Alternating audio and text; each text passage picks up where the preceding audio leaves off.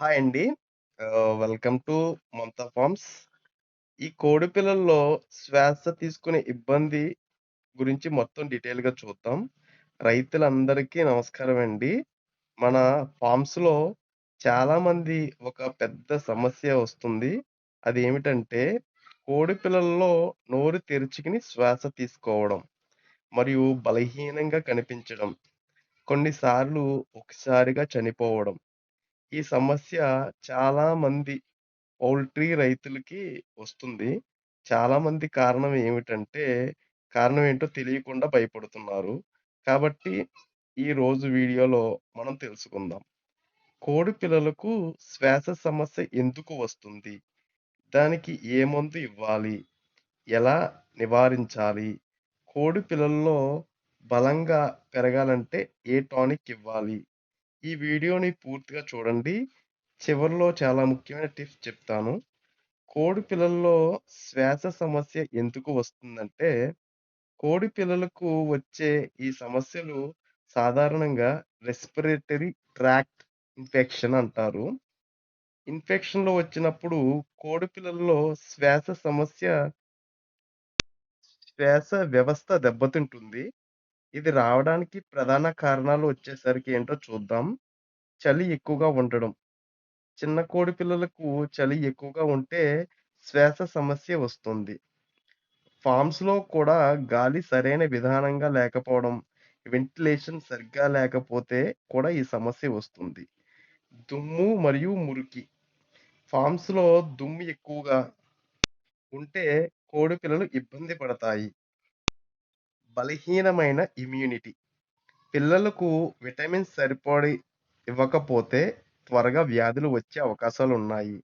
లక్షణాలు ఏమిటో చూద్దాం. ఈ సమస్యకు వచ్చినప్పుడు కోడిపిల్లల్లో కొన్ని లక్షణాలు కనిపిస్తాయి. నోరు తెరిచి ఊపిరి పీల్చుకోవడం, శ్వాస తీసుకోవడం కష్టంగా ఉండడం, బలహీనంగా ఉండడం, ఒక మూలన కూర్చోవడం, ఆహారం తినకపోవడం, కొన్ని పిల్లలు చనిపోవడం. ఈ లక్షణాలు కనిపిస్తే వెంటనే చికిత్స ప్రారంభించాలి. వెంటనే ఇవ్వాల్సిన మందులేమిటో చూద్దాం. ఈ పరిస్థితిలో మీరు ఇవ్వగలిగే కొన్ని మందులు ఉన్నాయి. సిఫ్లాక్సిన్ పౌడర్ లేదా లెగ్జిన్ పౌడర్ మరియు టెట్రాసైక్లిన్ పౌడర్. ఈ 2 మందులు ఏదైనా ఒకటి తీసుకొని కాచి నీటిలో కలిపి ఇవ్వాలి. సాధారణంగా 3 రోజులు ఇవ్వాలి. ఇలా ఇస్తే శ్వాస సమస్య తగ్గుతుంది. కోడి పిల్లలు యాక్టివ్‌గా కూడా అవుతాయి. చనిపోయే ప్రమాదం కూడా తగ్గుతుంది. కానీ డోసేజ్ మాత్రం వెటర్నరీ డాక్టర్ సూచన ప్రకారం ఇవ్వండి. అది మంచిది. కోడి పిల్లల్లో బలంగా పెరగడానికి చాలా మంది రైతులు ఒక పెద్ద తప్పు చేస్తారు. కోడి పిల్లలు పుట్టిన తర్వాత టానిక్ ఇవ్వకూడదు. కానీ నిజానికి మొదటి రోజు నుంచి విటమిన్స్ ఇవ్వాలి. వైమ్రోల్ టానిక్ లేదా బి కాంప్లెక్స్ ఈ టానిక్‌లు నీటిలో కలిపి ఇవ్వాలి. ఇలా చేస్తే మంచి గ్రోత్ వస్తుంది. మరియు ఇమ్యూనిటీ పవర్ కూడా పెరుగుతుంది. వ్యాధులు తగ్గుతాయి. మొర్టాలిటీ తగ్గుతుంది. ముఖ్యమైన జాగ్రత్తలేమిటో చూద్దాం. ఇంకా కొన్ని ముఖ్యమైన విషయాలు వచ్చేసరికి ఫామ్‌లో ఎప్పుడూ క్లీన్‌గా ఉంచాలి. మరియు ఫ్రెష్ వాటర్ ఇవ్వాలి.